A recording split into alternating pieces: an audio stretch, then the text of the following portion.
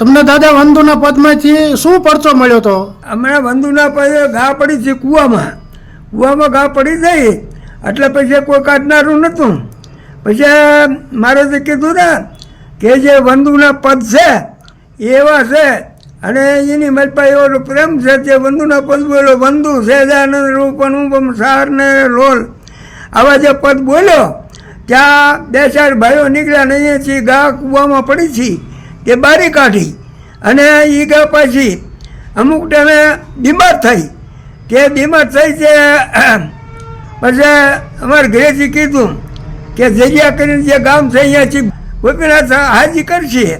પછી જે ખેતીનું કામ કરવા ગયો ત્યાં બીજે ગા ભાઈ ધામમાં પછી મને રોવા તે કહેવાય જવાનું હતા તો રોવા મીડ્યા. ત્યાં નીકળ્યા મારા એક ભાભી થતા નીકળ્યા કેમ રોવો છો કે ગા મરી જાય અને ગોપીનાથ આવશે ને હાજી કરશે ને ભૂરો ભરને શું ગોપીનાથ મોટા કે ભૂરો ભરવાડ મોટો એટલે એ વખતે કહેવા માંડ્યો કે ભગત એવા હોય જ છે. હું ગાના અટલો જઈને કીધું કે હે મહારાજ બીજું તો ઠીક પણ આ સારો ચડે છે ત્યાં કાંઈ બેઠી અને મંડી વાઘ ખોલવા એ આવી રીતે ગાને ભગવાને હાદી કરી. પછી બીજામાં હું મોટો એક પાણો હતો જબરો કૂવાને કાંઠે એ કૂવાનો કાંઠે પાણો હતો તે લેવા ગયો એમાં હેઠ ઉંદરે દર ગાળેલું એટલે મોટો પાણો એ 10 મણનો મોજ ને વાહે હું જે પડ્યા કૂવામાં 25 હાથના કૂવામાં.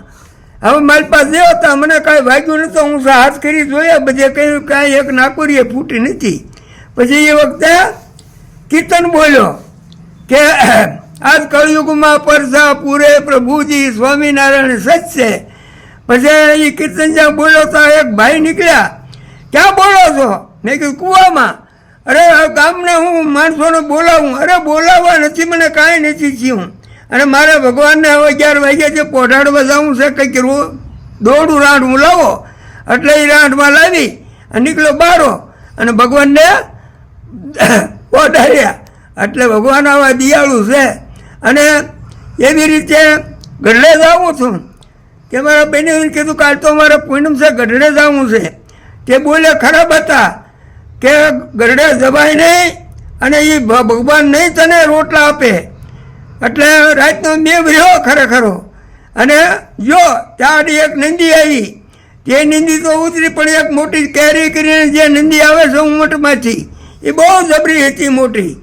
પછી હવે એ નંદી તો 2 દિવસ માંડ પાણી ઉતરે એમાં ભગવાનનું નામ લઈ અને માથે લુગડા હતા ઠેલી બાંધીને મિલીદાન 2-3 મેક્યા અને ગઢડા ગોપીનાથના દર્શન કરી અને આવ્યો. ત્યાં મારા બનેવી આવ્યા કહેલા હજી તો આ 2 દિન વરસાદ નહીં રહે. કીધું ગઢડા દર્શન કરી આવ્યો હોત કીધું ગોપીનાથજીના. આવા ગોપીનાથજી આ દિયાળુ છે અને હજી પુણ્ય